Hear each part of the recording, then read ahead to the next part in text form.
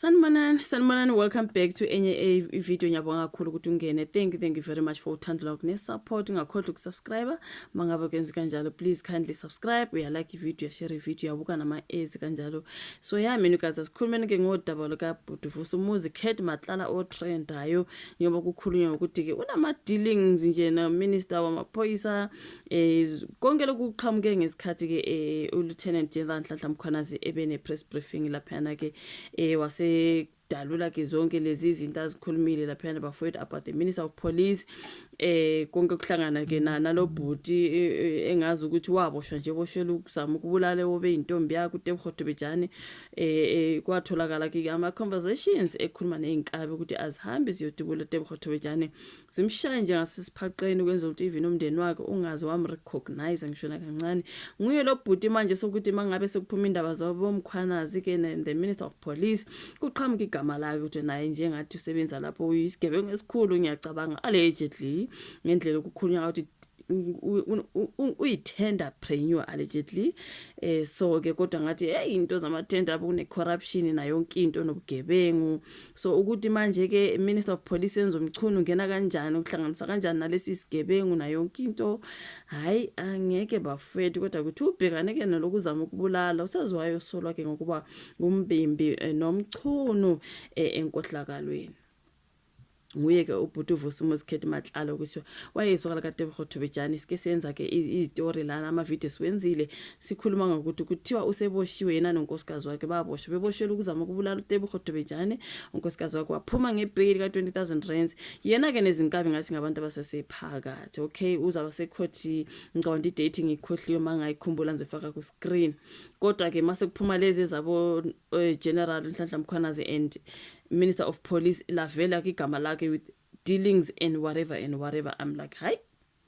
inzima ke manje uVusi Umuzi ke Matlala ohamba phambili embikweni ka Lieutenant General Nhlanhla Mkhwanazi njengosomabhizinisi oxhasa usenzo Mchunu nomngani wakhe uBrown Mkhosi ngezimali ezishisiwe ke ugqunywe estoksini ngecala ke lokuzama ukubulala umakhwapheni wakhe ongumlingisi uTebogo Thobejane khumbula he is a married man kodwa ke kuthiwa ke ube yisoka lika Tebogo Thobejane ukuthi manje besemdingela izinkabi uTebogo ngoba wenzeni angazi bafethu kodwa ke kuthiwa i-ex boyfriend yakhe kodwa ke nangu ukuthi udila nabo baba umchunu ngapha it's just a whole lot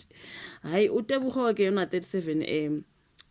owayengubhelindi lapha na kumbango waphumela obala ezinkundleni zokuxhumana ke ngokuhlukumezeka nobunzima sebhekane nabo yize ke owayeyisoka la kuVusi Umuzi Kate Matlala egqigqe enkantolo ngecala lokuzama ke ukumbulala uMatlala una 49 ubhekane necala lokuzama ukubulala nelokwakha ke itulo lokubulala uTebogo ngokubambisana nabanye abasolwa okunkosikazi wakhe uTsakane Matlala owadedela ngebail ka 20,000 rands uMusa Kekana na 35 noTebogo Floyd Mabuselo na 47 nabo ababhekane namacala afanayo nakaMatlala ngicabanga ukuthi yizo ke izinkabelisa ezidingile iphepha lithola ukuthi ngo-October 2023 uTebogo nabangani bakhe bahlasela emgaqweni uN1 eduze naseSandton maqede imoto ababehamba ngayo ke yaqhululwa ke ngentululwane ezeyinhlamvu igama lika Matlala livela phambili embikweni kaMkhwanazi obheca ke ungqongqosho amaphoyisa ngenkohlakalo enzima kakhulu uMkhwanazi usola umchunu ke ngokudukisa iParliament ngobudlelwano bakhe noza kwabo kuthiwa ke uhlobane nobugebengu obuhleliwe uBrown Mkhosi ikakhulukazi kumathenda kaVusi Umuzi Kate Matlala okwathi nakuba ibhekane nezinsolo zobugebengu wanikezwa amathenda esubs emali eshisiwe uMkhwanazi ubheke obala umqhafazo phakathi kukaMkhosi noMatlala bekhuluma ke ngokuthi ithimba elihlukumeza uMatlala la hlakazwa kanjani nokuthi amadokodo ethimba ahanjiswa kanjani kuSibiya so ke uMkhosi ke ngokusho kukaMkhwanazi uphinde wathumela uMatlala ikhophi yencwadi ememezela ukuhlakazwa kwethimba elijutshiwe ukuphenya amacala okubulala kwezombusazwe kuphinde kwaba khona futhi ukuxhumana okuqondile phakathi kukaMatlala nomchunu esho uMkhwanazi uthe ngemuva kophenyo olunzuluke kutholakala ukuthi Cala uxhasa ngezimali imizamo kaMchunu noMkhosi ezepolitiki ekhokhelwa imicimbi abayihlelayo nezindleko zokuhamba. uMatlala usagqunywe esitokisini nabanye abasola kanti kulindeleke ukuthi babuyele enkantolo bonke nomkakhe ngoLwesihlanu mhla ka-11. Yabe ngishilo ukuthi idate ngathi ngiyayikhohlwa kusho ukuthi uVusimuzi Khethi Matlala ney'nkabi zakhe ke nayo unkosikazi wakhe ize ngaphandle ngebail basazoba nge-11 kusho ukuthi kule nyanga esiya kuyo uJuly bazoba is it 11 zika-August noma 11 zika-July? What am I talking about? I think 11 zika-July, yes.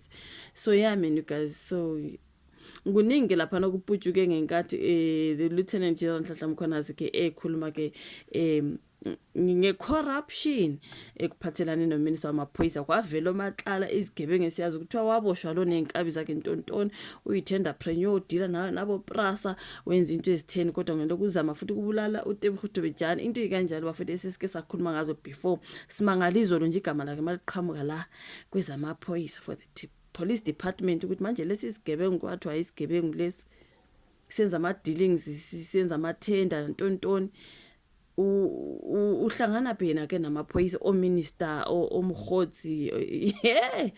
kuningi bafethu hayi angazi kuningi ke obuqhamuke ngesikhathi ke uLieutenant General Nhlanhla Mkhwanazi ka ekhuluma eziningi laphana wasiyavela uMatlala utrenda nje etrendile njengoba kunjena nje